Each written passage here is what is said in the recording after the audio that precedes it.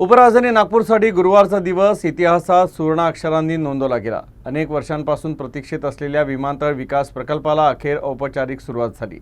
Doctor Babasaheb Ambedkar आंतरराष्ट्रीय विमानतळाला जागतिक दर्जाच्या सुविधा उपलब्ध करून देण्याच्या दिशेने महत्त्वपूर्ण पाऊल उचलत एमएडीसीने विमानतळाच्या संचालन आणि विकासाचे अधिकार अधिकृतपणे जीएमआर समूहाकडे सुपूर्द केले।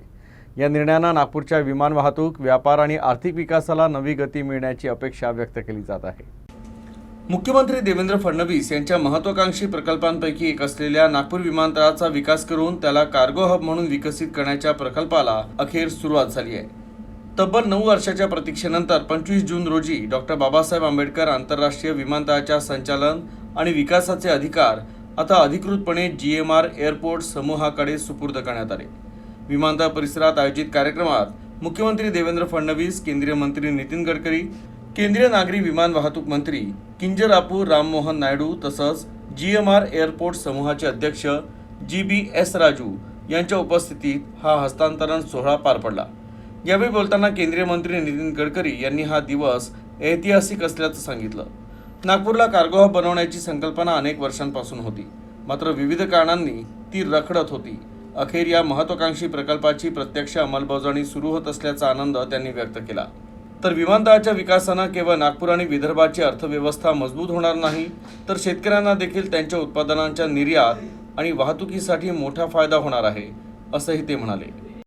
देवेंद्र जी ने मुझे कहा, और ये जो हमारा रोड 6 लेन बन रहा है पूरा वर्धा रोड, मैंने 400 करोड़ रुपए खर्चा करके एनएचआई की तरफ से मैंने नहीं किया, हमने आपको कनेक्टिविटी जोड़ के दी। मेरे सेक्रेटरी ने फाइल पर लिखा था कि मुंबई एयरपोर्ट पर कनेक्टिविटी प्राइवेट जिनको एयरपोर्ट मिला उन्होंने की है, तो ये खर्चा वो दे, उनसे लिया जाए। पर मैंने आपको बिना पूछे वो हमारे एनएचआई से करके ये कनेक्टिविटी आपको करके दी है। आपको 900 हेक्टेयर शायद जगह मिली है। अब ये नागपुर डिवाइड हुआ है रेलवे लाइन से, ये वर्धा रोड है।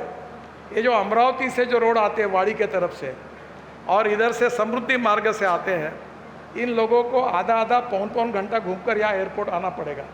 तो एक तरफ इसकी कनेक्टिविटी इस रोड को हुई, उधर हिंगना के तरफ ये अगर कहीं भी आप अच्छी जहाँ से होगी, दोनों साइड से अगर कनेक्टिविटी होगी तो ये भी दोनों साइड में नागपुर बहुत डेवलप हो रहा है।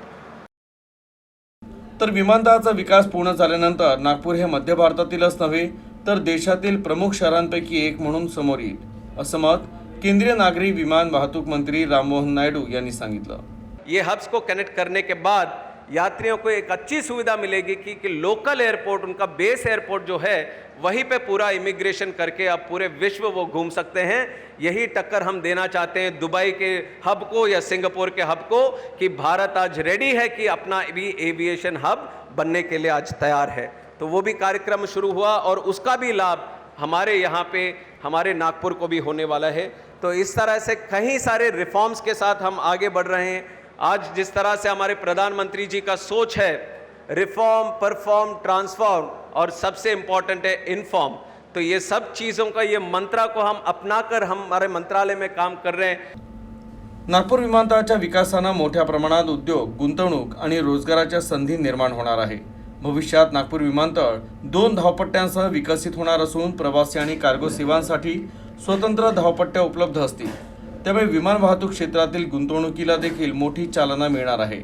याचवेळी मुख्यमंत्री देवेंद्र फडणवीस यांनी जीएमआर समूहाला प्रकल्पाचा पहिला टप्पा 1 वर्षाच्या आत पूर्ण करण्याचे आणि दुसरा टप्पा 2030 पूर्वी पूर्ण करण्याचे निर्देश दिले। कि कहीं एयरपोर्ट बनने से पहले उसका पूरा सपोर्टिंग इंफ्रास्ट्रक्चर, उसके कम्यूटेशन की व्यवस्था, उसकी कनेक्टिविटी, इसको हम पूरा करेंगे।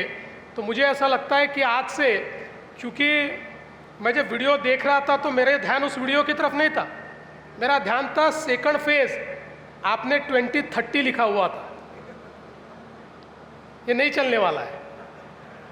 देखिए वापस हमारी सरकार आएगी, वो प्रॉब्लम नहीं है, लेकिन हर सरकार की ज़िंदगी 5 साल की होती है। हमारी ज़िंदगी 5 साल की 2029 में समाप्त होती है और हमारे इस जीवन में, अगले अवतार में नहीं, इसी अवतार में हमको ये एयरपोर्ट देखना है, इसी अवतार में ये एयरपोर्ट पूरा होना चाहिए। इसलिए वो डेट को आप बदल दीजिए और इसको जितना एडवांस कर सकते हैं ताकि हम सब लोग मिलकर, और प्रधानमंत्री जी को भी उस समय हम बुलाएंगे और एक बहुत अच्छा कार्यक्रम हम लोग यहाँ पर करेंगे।